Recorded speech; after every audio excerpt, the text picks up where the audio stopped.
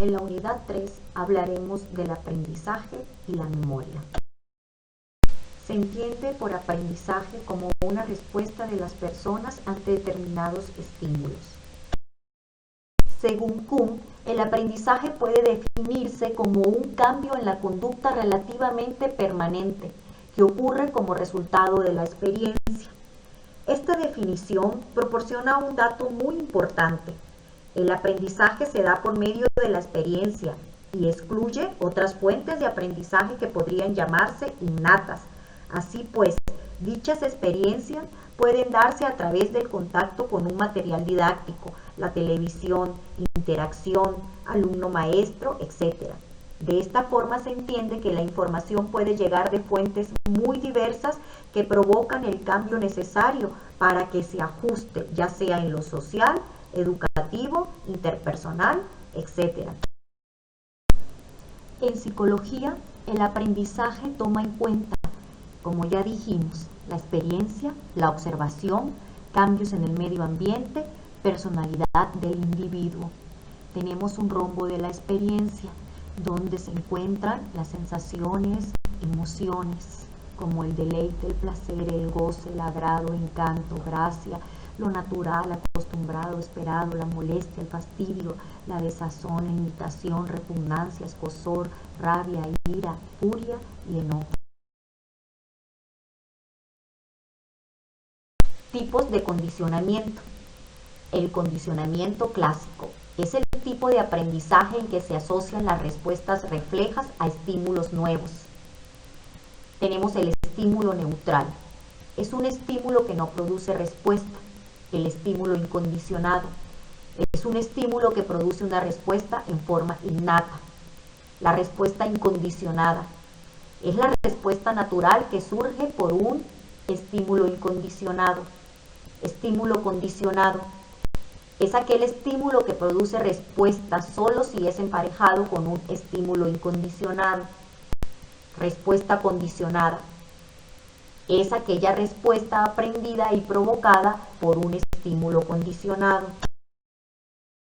Dentro del condicionamiento clásico encontramos 5 procesos: la adquisición, extinción, recuperación espontánea, generalización y discriminación. La adquisición es el aprendizaje de una nueva respuesta. La extinción, cuando desaparece la respuesta condicionada. La recuperación espontánea, cuando se recupera la respuesta condicionada sin que se presenten los estímulos previos. La generalización es la respuesta condicionada que puede aparecer ante estímulos parecidos al estímulo condicionado original. La discriminación. La respuesta condicionada se presenta ante estímulos de características específicas. La respuesta se da por este estímulo y no ante otros. En el siguiente ejemplo podremos entender estos procesos de manera más fácil. El niño antes de dormir. Un estímulo incondicionado es apagar la luz. La respuesta incondicionada, dormir. El estímulo condicionado es leer un cuento por parte de la madre. La respuesta condicionada, el sueño, dormir. La adquisición que tendrá el niño es dormir al escuchar el cuento. La extinción, después de un tiempo le pueden leer un cuento, hasta 2, y no dormirse. La recuperación espontánea es que cuando ve entrar a su mamá con el cuento, se duerme. La generalización. En la escuela, mientras la maestra lee un cuento, el niño se duerme. Y la discriminación. El niño aprende a diferenciar que es el estímulo del cuento leído por su madre lo que lo hace dormir. El experimento de Ivan Pavlov. Su descubrimiento fue trascendental y trató sobre el reflejo condicionado, aunque este fue un producto accidental de su estudio de la digestión, con el cual ganó el Premio Nobel de Fisiología en 1904. Él hacía estudios en los animales sobre el aparato digestivo cuando su asistente descubre que cada vez que se le mostraba el estímulo, se le iba a dar la comida al perro, empezaba a salivar. Inmediatamente Pavlov razonó y empezó a estudiar este fenómeno asociando su conducta con el estímulo de la comida como incondicionado y después con una campana como condicionado. Ya al final retiraba la comida y solo sonando la campana, el perro aún salivaba porque lo asociaba con la comida. Tenemos una fotografía con su asistente, el perro original, la comida y Pavlov dirigiendo el proceso. El experimento de Watson. Watson enfatizó el estudio de la conducta por sobre la conciencia. Fue quien dirigió el famoso caso del pequeño Albert, un experimento empírico orientado por el método de condicionamiento clásico en un niño de 11 meses llamado Albert, al cual se le presentó un objeto de color blanco al mismo tiempo que un ruido intenso. Dicha condición fue repetida por varias ocasiones hasta observar que el niño sollozaba. Ahora, ante la presencia de objetos o animales de similares características, por ejemplo, una rata, una felpa, un abrigo de lana, un perro. Aquí tenemos al pequeño Albert antes del condicionamiento, escogido entre muchos por su estabilidad emocional. Le ponían la rata, por ejemplo, y no le causaba ningún efecto de miedo o de llanto. Aquí ya hacia varias sesiones el niño empezaba a intimarse con la presencia de los objetos condicionados. Y finalmente al perro, como dijimos, al gato, a cualquier estímulo ya presentaba miedo o terror.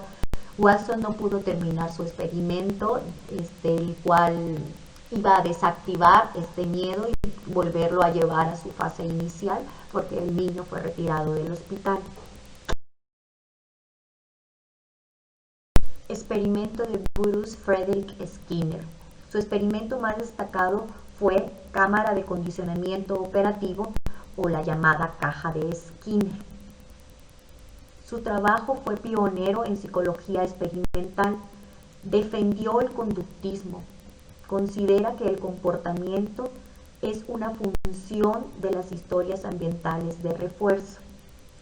Escribió trabajos controvertidos en los cuales propuso uso extendido de técnicas psicológicas de modificación del comportamiento, principalmente el condicionamiento operante, para mejorar la sociedad e incrementar la felicidad, como una forma de ingeniería social.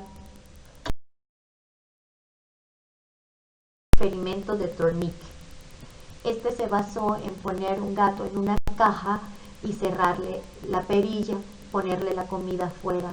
Al principio los gatos murieron de hambre, por eso fue muy cuestionado su experimento, pero después el gato aprendió a abrir la perilla. Por su desesperación, la hizo abrir con la cabeza, salió y comió. De aquí aprendió que cuando abría la perilla podía salir para comer. Sus investigaciones arrojaron resultados para explicar los procesos del aprendizaje del animal. También publica un conjunto de aplicaciones sobre los principios del aprendizaje, impactando a campos de la psicología educativa, específicamente en el aprendizaje, donde concluyó que el aprendizaje es el resultado de un proceso continuo de ensayo y error. A partir de esta conclusión, crea dos principios de aprendizaje: la ley del ejercicio, donde cada asociación se refuerza por la repetición y tiende a extinguirse si este refuerzo no ocurre continuamente, y la ley del efecto. La ley del efecto nos plantea que las respuestas exitosas generan satisfacción, por lo que el individuo tenderá a repetirlas. Una respuesta conductual siempre reforzará una o varias asociaciones. mientras que un castigo direccionará la conducta en un determinado sentido, más que disminuir la asociación entre la respuesta y su contexto.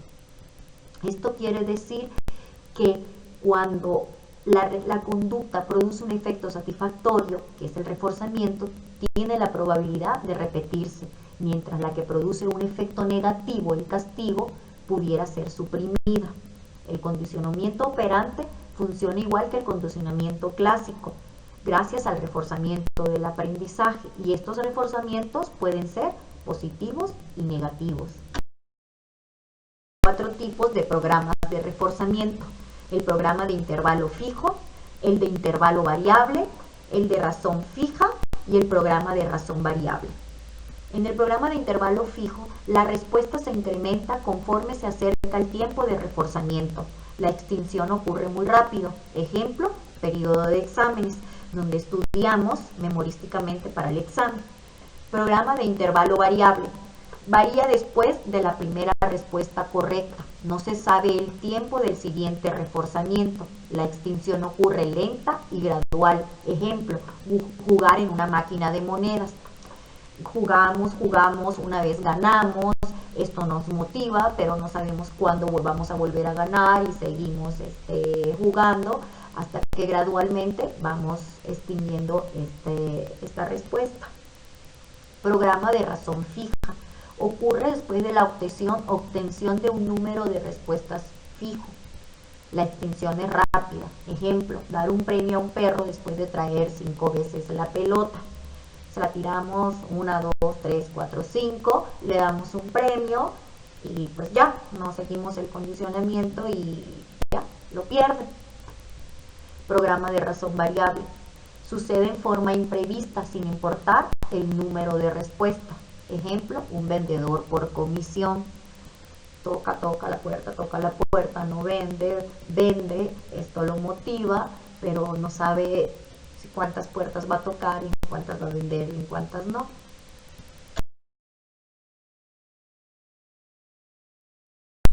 Teorías del aprendizaje. Tenemos la teoría conductista, la teoría cognoscitiva y la teoría constructivista. Conductista.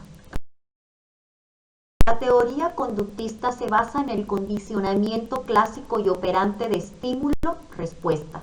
Funciona a través de reforzadores que mantienen y promueven el aprendizaje de los alumnos. El alumno tiene un papel de tipo pasivo, siendo el educador quien conduce la enseñanza y formula el programa de trabajo. Sus representantes fueron Petrovich Pavlov, Johann Brodus Watson, Edward Turnip, Bruce Frederick Skinner.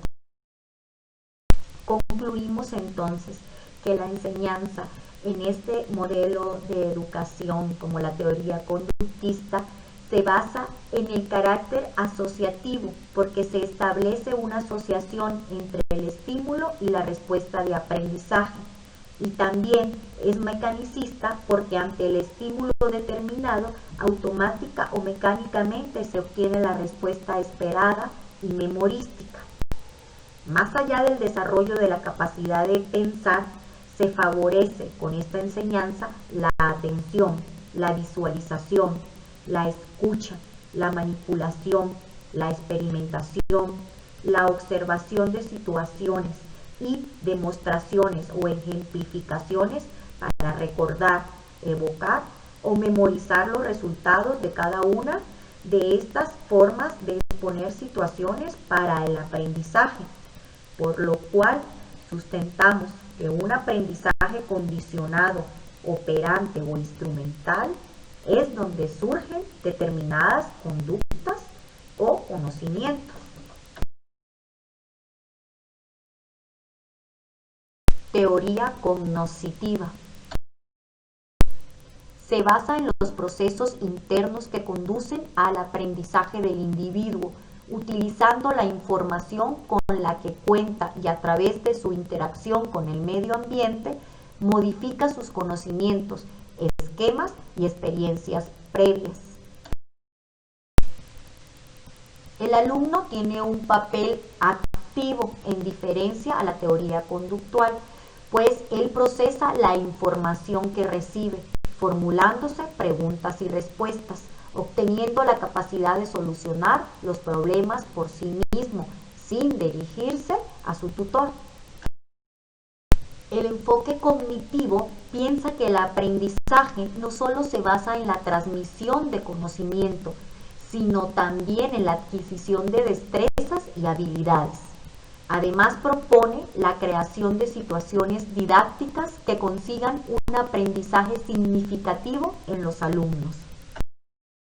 Entre sus exponentes más relevantes, Edward Chase Tolman y su tipo de aprendizaje cognitivo latente, Wolfgang Kohler y su tipo de aprendizaje insight, descubrimiento,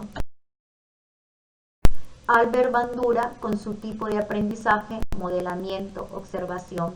De estos tipos de aprendizaje hablaremos más adelante. Teoría constructivista. Tenemos una caricatura donde se dice que por disposición oficial tenemos que dejar que piensen y construyan el conocimiento por sí mismos los alumnos. El enfoque constructivista está basado en 5 eslabones. Metas. Construcción de saberes con sentido y significatividad. Una relación horizontal entre el docente y el estudiante. Un método dialéctico, interacciones entre las personas y con el entorno, interpretativo y reflexivo. Contenidos. Temáticas variadas que dependen del interés y conocimiento del participante. Y finalmente, el desarrollo. El conocimiento se edifica sobre las experiencias, saberes previos y sobre el mundo.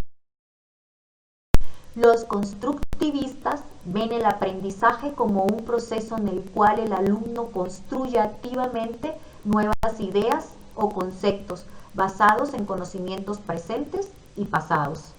Aunque también se basa en un enfoque cognoscitivo, nos proporciona más herramientas respecto a la percepción del estudiante sobre el aprendizaje. Sus representantes más relevantes son Piaget. La teoría de Piaget se basa en 4 etapas. La motora sensorial, que va de los 0 a los 2 años, y tiene el control motor y del aprendizaje acerca de los objetos físicos, reconocimiento de todo nuestro entorno. La preoperacional va de los 2 a los 7 años y tiene la capacidad para desarrollar habilidades verbales. El niño comienza a explorar su vocabulario, aprender su lengua materna y asociar gramáticamente estos conjuntos verbales.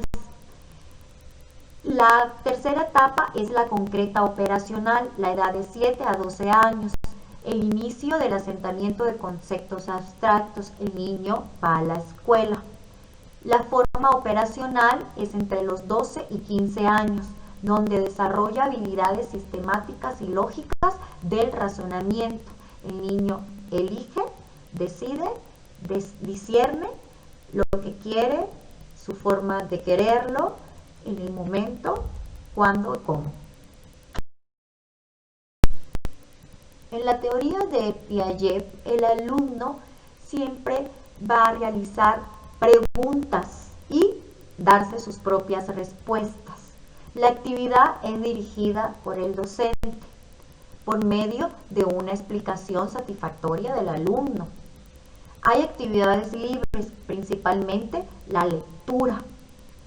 También enfatiza en el alumno que siempre quiere aprender, siempre está dispuesto para aprender un nuevo conocimiento, porque quiere saber más de lo que le dicen. Piaget sugirió que a través de procesos de acomodación y asimilación, los individuos construyen nuevos conocimientos. La asimilación ocurre cuando las experiencias del individuo se alinean con su representación interna del mundo. Y la acomodación es el proceso de reestructurar su representación mental del mundo externo para adaptar nuevas experiencias. Lev Vygotsky afirma que el proceso de aprendizaje no se da solo desde lo genético, sino que tiene que ver con una interacción con el medio social cultural. El sujeto no se limita a responder a los estímulos del medio, sino que actúa transformándolos mediante diferentes tipos de instrumentos.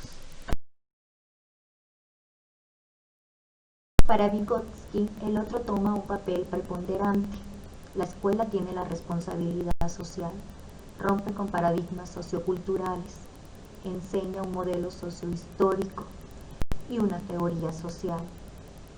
Se conjunta el aprendizaje social o cultural con el aprendizaje cognitivo. Esto ayuda a desarrollar el aprendizaje escolar de los alumnos, fijando y generando conocimiento. Vygotsky se diferencia de la teoría de Piaget al decir que los procesos de aprendizaje ponen en marcha los procesos de desarrollo. El proceso de desarrollo no ocurre si no existe la situación de aprendizaje que lo provoque, es decir, el aprendizaje avanza al desarrollo. Los factores internos y externos que influyen en el aprendizaje deben ser asimilados o interiorizados por cada niño, permitiéndole de esta manera apropiarse de los instrumentos culturales y hacer una reconstrucción interna. Jeremy Brunner. Él se basa en el descubrimiento como aprendizaje, la construcción del mismo, para lograrlo en estrategias cognitivas, selección y recepción del material y las categorías, que es lo más importante de su teoría. Brunner nos explica dos teorías, la de instrucción y la cognitiva del descubrimiento. En su teoría de instrucción realza ciertos aspectos que son la predisposición al aprendizaje, el modo que un conocimiento se estructura, la secuencia efectiva para presentar el material y la naturaleza de premios y castigos. En la teoría cognitiva del descubrimiento se desarrolla una idea del andamiaje y se retoma la teoría sociohistórica de Vygotsky, basada en los procesos socioculturales de los que ya hablamos. Aprender distintos conceptos e identificar propiedades determinantes de categoría. Estos dos puntos están relacionados con la categorización, que son procesos en la selección de la información, generación de proposiciones, simplificación, toma de decisiones, construcción y verificación de hipótesis. Estas categorizaciones tienen reglas, donde encontramos cómo definir atributos, describir cómo deben integrarse los componentes y definir límites de tolerancia. La teoría cognitiva del descubrimiento consiste en el aprendizaje y nos dice que es un proceso activo de asociación y construcción. Brunner además nos presenta modelos mentales y de la realidad que se representan de forma enactiva, que es la representación de la acción, icónica, que es la representación de las imágenes, y simbólica, que es la representación por el lenguaje.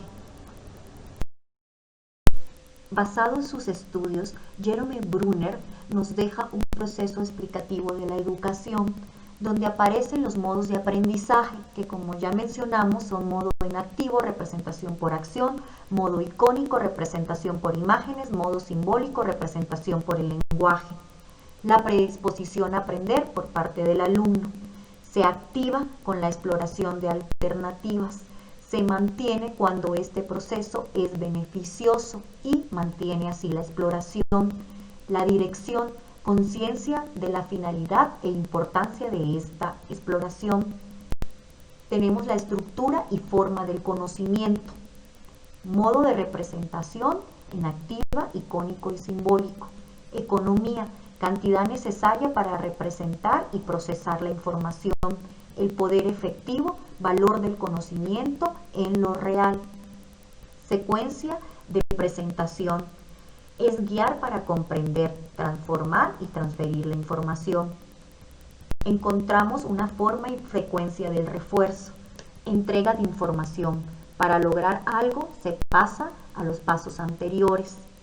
Condiciones del alumno, que sea capaz de utilizar la información. Y la forma de entrega, saber aplicar esta información en los problemas.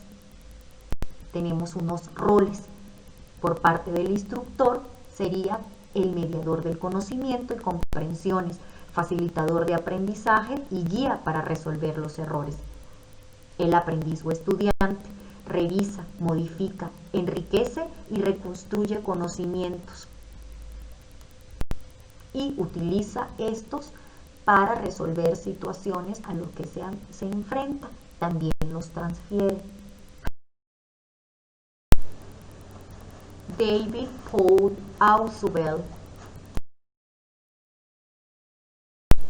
La teoría de Ausubel tiene por objeto explicar el proceso de aprendizaje. Se preocupa de los procesos de comprensión, transformación, almacenamiento y uso de la información.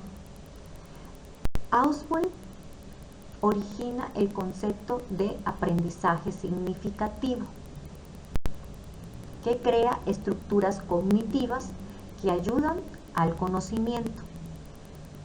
Una de las principales herramientas del aprendizaje significativo son los mapas conceptuales, que son una red de conceptos utilizadas para crear conocimiento. El aprendizaje significativo tiene diferentes tipos de aprendizaje: el aprendizaje repetitivo, el aprendizaje receptivo y el aprendizaje por conocimiento. Ausubel basa su teoría del aprendizaje verbal significativo en que aprender es sinónimo de comprender. El alumno debe obtener aprendizajes que sean significativos y favorezcan la creación de relaciones adecuadas entre los saberes previos y los nuevos conocimientos. El proceso de construcción de significados como elemento central de la enseñanza se centra en ciertas condiciones básicas: significatividad lógica, significatividad psicológica y disposición subjetiva o motivación. La significatividad lógica es propia de la materia o área de conocimiento. La significatividad psicológica exige al docente generar materiales potencialmente significativos y al alumno la disposición para relacionar el material nuevo en su estructura cognitiva. Y la motivación depende de cada alumno. El aprendizaje significativo crea estructuras cognitivas con la relación sustantiva entre la nueva información y las ideas previas. Aprendizaje significativo supone ciertas condiciones que son una actitud y una significación potencial. De la actitud se derivan también las ideas previas y de la significación potencial el material, que sirven para la inclusión, que puede ser combinatoria, supraordenada o subordinada. De la inclusión viene la asimilación, que es el resultado de este aprendizaje y es parte de los organizadores previos como puentes cognitivos. Concluimos que en la teoría constructivista el alumno construye su conocimiento en base a sus saberes previos. El profesor debe guiar al estudiante en su proceso de aprendizaje, pero es el alumno quien generará sus propios conocimientos. Tipos de aprendizaje. Contamos con 5 tipos de aprendizaje. Dentro de la teoría conductista tenemos el aprendizaje asociacionista, que es basado en la relación de variables. El alumno, por medio de la asociación, adquiere el conocimiento. Ejemplo, conocimiento clásico y operante. Y tenemos el aprendizaje mecánico, que se basa en la repetición prolongada y la memorización. Es utilizado con frecuencia, aunque genera conocimiento. Si no se entiende el concepto de lo que se repite, es muy fácil que se pierda. Tenemos 2 tipos de aprendizaje dentro de la teoría cognitiva, que es el aprendizaje innato o latente, derivado de Tolman, que sostiene que los sujetos almacenan conocimiento desde antes de que éste se vea reflejado en la conducta. El sujeto, a través de mapas cognitivos, crea el aprendizaje, que surge solo cuando se presenta la oportunidad al sujeto de ponerlo en práctica. Y el aprendizaje por ensayo o descubrimiento, derivado de Kohler, surge a partir de un tipo de destello que tiene el sujeto. La disposición de aprender es esencial, ya que permite la solución de problemas. Se da cuando el sujeto se le presenta un problema y de repente descubre cómo hacerlo. Y el aprendizaje por descubrimiento de Brunner, constructivista. El sujeto debe descubrir a través de sus propias destrezas y habilidades el conocimiento.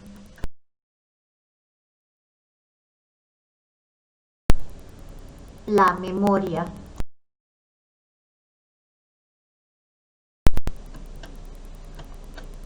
La memoria es el proceso mediante el cual se recibe, almacena, organiza y recupera la información que adquirimos a través del aprendizaje y la experiencia. Sin la memoria, perdemos parte de nuestra vida, los recuerdos, los conocimientos, las experiencias y posiblemente hasta la identidad.